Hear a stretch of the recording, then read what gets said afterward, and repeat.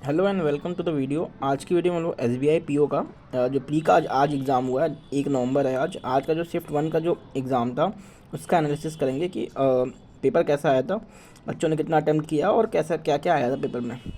English की बात करें तो इंग्लिश में देखिए, सबसे पहले तो रीडिंग कम्प्रीहेंशन आया था। 8 क्वेश्चन से रीडिंग कम्प्रीहेंशन की, कुछ पिंक टैक्स पे आया था। पिंक टैक्स वो टैक्स होता है जो कि गर्ल्स के कपड़ों पे या गर्ल्स की एसेसरीज जो भी होती हैं उन पे लगता है जो टैक्स, उसको पिंक टैक्स कहते हैं। उसके बाद क्वेश्चन आए थे। उसके बाद मैच द कॉलम आया था। मैच द कॉलम के 2 क्वेश्चन हैं सिर्फ। एक कॉलम रहता है, इसमें 1 2 3 रहते हैं। दूसरा कॉलम होता है 1 2 3 ABC XYZ, ऐसे मैच करना होता है। ये होता है। वर्ड स्वैप के क्वेश्चन आए हैं। 2 वर्ड रहते हैं या 4 वर्ड होते हैं, आपस में ए का सी होता है या सी का, ऐसे करके मैच स्वैप करना होता है। उसके 4 क्वेश्चन आए थे। वर्ड यूजेस, एक वर्ड दिया होता है, उसके 3 यूजेस थे। कोई भी एक वर्ड था, उसके ABC तीनों में कहाँ कहाँ वो करेक्टली यूज़ हो रहा है वो बताना था। एरर डिटेक्शन के क्वेश्चन आए थे। इनकरेक्ट जो था उसको बताना था। 5 क्वेश्चन थे, ये इजी थे, बहुत ईजिली आराम से हो जा रहे थे। मोस्टली 4 क्वेश्चन तो बहुत ईजिली हो गए थे। फिल इन द ब्लैंक्स थे। 4 क्वेश्चन थे फिल इन ब्लैंक्स। एक सेंटेंस दिया होता है, इसमें ब्लैंक था, फिर करेक्ट वर्ड फिल करना था। पहला नंबर आया था, ये थोड़ा सा हार्ड था, ट्रिकी था, क्योंकि इसमें लॉन्ग सेंटेंसेस थे। सेंटेंसेस जो थे बड़े बड़े थे तो टाइम लगा था इसको करने में, लेकिन 5 क्वेश्चन थे इसके।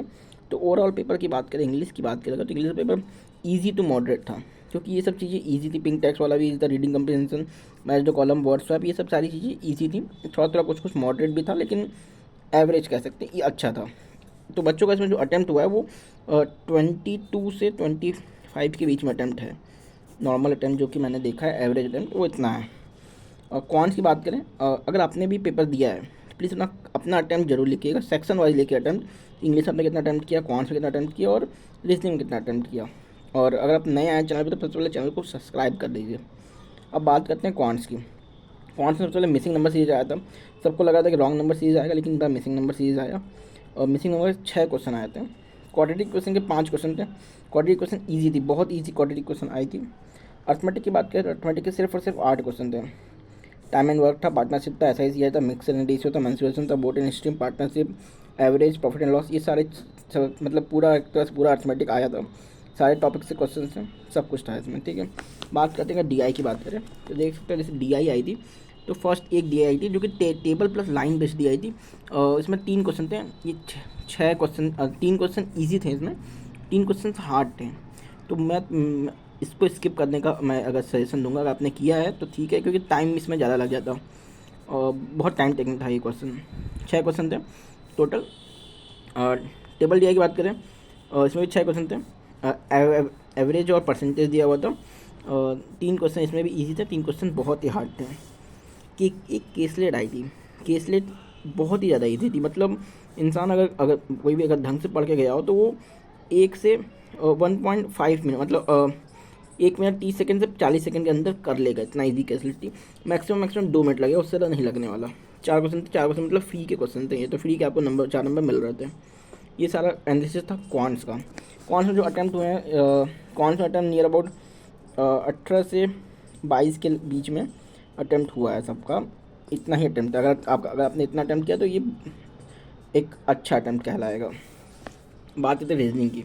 रीजनिंग अटैम्प्ट जो गया है, मतलब अटैम्प्ट मैं बता दूं, 27 से 32 के बीच में इतना ही अटैम्प्ट हुआ है। बहुत बच्चों का 30 से अगर अपने कम भी किया है तो 25 से प्लस भी किया है तो भी अच्छा अटैम्प्ट है ये, क्योंकि रीजनिंग भी पेपर थोड़ा सा हार्ड आया था। हार्ड कह सकते हैं, हाँ थोड़ा सा था। सबसे पहले देखिए, बात करते हैं अगर पज़ल की, तो 3 month 2 date plus variable. 3 month थे, 2 डेट था, प्लस वेरिएबल था। इसमें इसमें कंट्री था, इसके 5 क्वेश्चन थे। ये एक पज़ल थी, सर्कल बेस्ड पज़ल थी। सर्कल में 6 लोग बैठे हुए थे और फेसिंग इनसाइड, सब लोग इनसाइड देखे थे, और इसके 5 क्वेश्चन आए थे। इसमें वेरिएबल भी था, फ्रूट्स थे, सबके पास अलग अलग डिफरेंट टाइप के फ्रूट्स थे।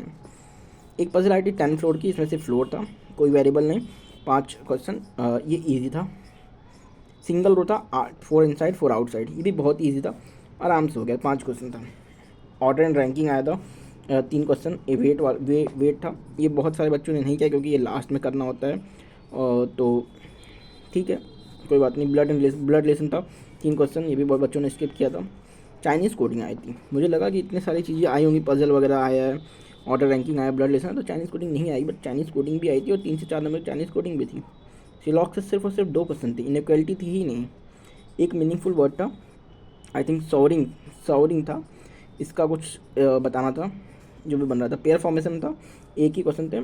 बोनाफाइड था, बोनाफाइड देखिए 5 पेयर बन रहे थे, ओ से एन, ए से डी, ए से ई, डी से ई से ई से नहीं एफ से बी से एफ, हाँ ये 5 पेयर बन रहे थे।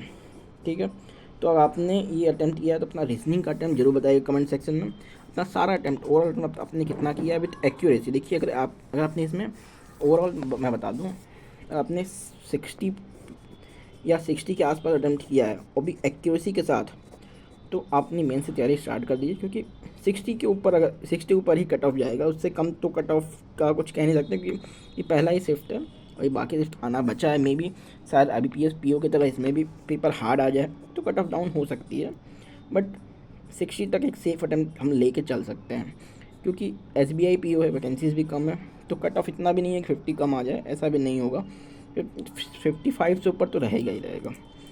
ठीक है, तो अगर आपने जो भी किया है, देखिए सब पेपर में क्या होता है कि सबसे मैं एक चीज़ बताना चाह रहा हूँ, कौन सा मैं दोबारा आपको लेके चल रहा हूँ। कौन से सब देख सकते हैं, ये सारी चीज़ें तो चलिए ईजी थी, लेकिन जो DI आई थी, DI बहुत हार्ड आई थी।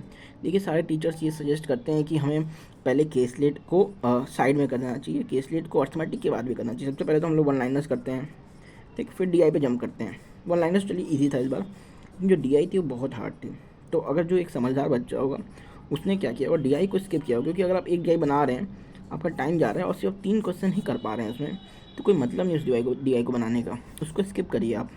टेबल DI भी जो आई थी, दूसरी DI, वो भी बहुत हार्ड थी। इसमें भी 3 क्वेश्चन ही ईजी थे, 3 क्वेश्चन तो बहुत ही ट्रिकी थे, बहुत लंबे लंबे थे। अगर आप ये करने जाएंगे तो पूरा टाइम वेस्ट हो जाता।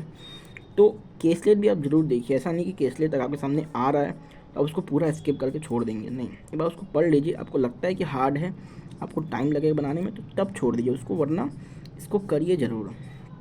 ठीक है, और देखिए अर्थमेटिक के भी तो बहुत बच्चे होते हैं कि अर्थमेटिक पढ़ते ही नहीं, अर्थमेटिक सोचते हैं लास्ट में करेंगे, ऐसा नहीं है। अर्थमेटिक क्वेश्चन ईजी आए थे एज़ कम्पेयर टू DI। अगर आप एक DI बनाने जाएंगे, आपका 5 से 5 मिनट लग रहा है बनाने में, 5 मिनट आप पूरे 8 क्वेश्चन ही कर सकते हैं आप, अगर आपका अर्थमेटिक अच्छा है तो आपका ये देखना हो, क्योंकि SBI है, IPS क्लर्क या क्लर्क का एग्ज़ाम नहीं है कि आपको सारे अटेंड करने हैं, नहीं, आपको सेलेक्टिवली अटेंड करने हैं जो कि ईजी आया है।